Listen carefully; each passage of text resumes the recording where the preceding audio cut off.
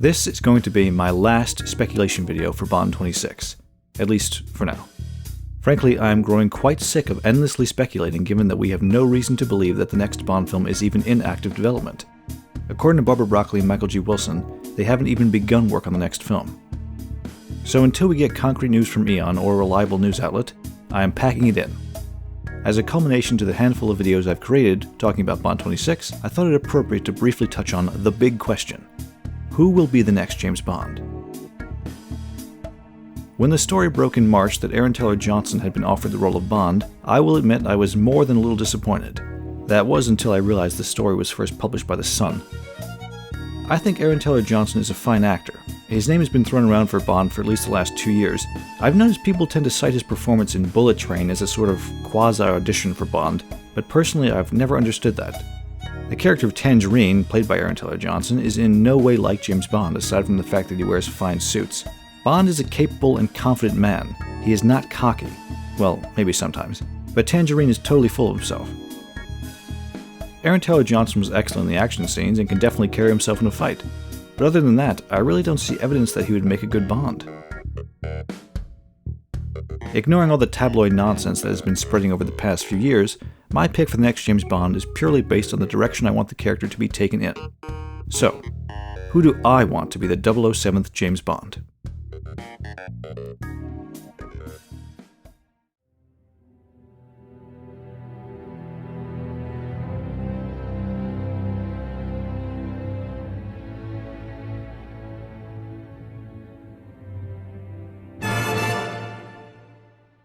This is Leo Suter, an actor whose name you may have never heard, and frankly I'd never heard his name until last year. He is perhaps best known for portraying Haraldur Sigurdsson in Vikings Valhalla on Netflix. He's also done quite a bit of British television work with some minor film roles. Needless to say, his name certainly doesn't attract the crowds like Henry Cavill or Aaron Taylor Johnson, which I actually believe could benefit his odds of becoming Bond.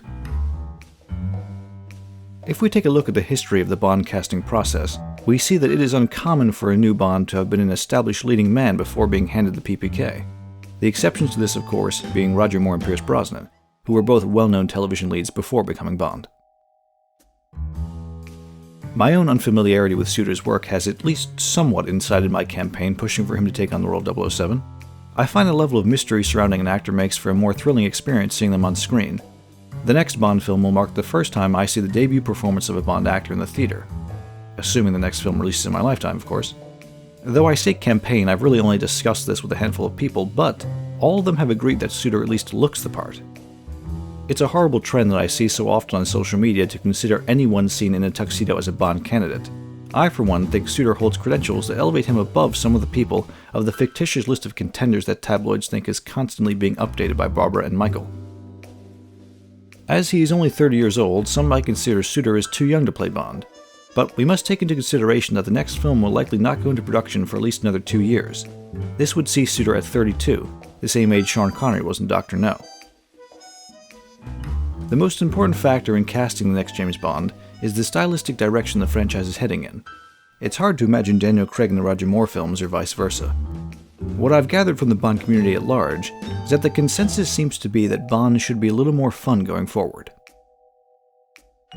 While Suter could probably match the physicality of the Craig films, to me, he seems much better suited as the charming, sophisticated secret agent more akin to Moore and Brosnan's portrayals.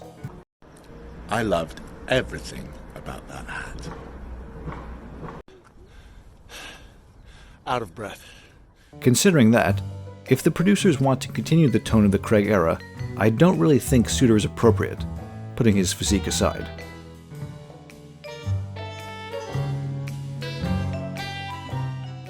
There are other responsibilities a Bond actor holds outside of playing the role. He is also the face of a multi-billion-dollar franchise.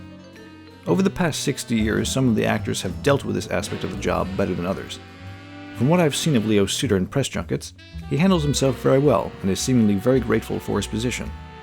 I personally gel with his public demeanor very well, far better than I do with Aaron Taylor Johnson, who, understandably, has a very nasty history with the press, constantly being hounded over his marriage. Granted, I don't know either of them personally. My interpretations of them as people could be totally erroneous, but that doesn't really matter. Suter seems very charming, a real-life quality that would of course translate to Bond.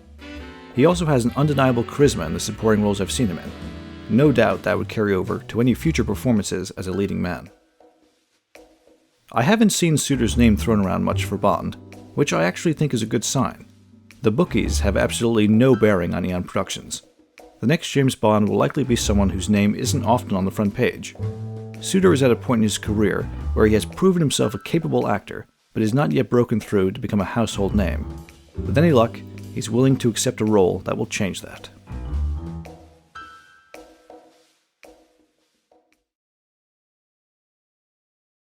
Thanks for watching. Hopefully, the next time you hear from me regarding the next Bond film, it'll be in response to some official news. The fact of the matter is, we are going to be waiting a while before we meet the next James Bond. If Leo Suter is cast, I'll be over the moon. I have faith in Barbara and Michael, and so should you.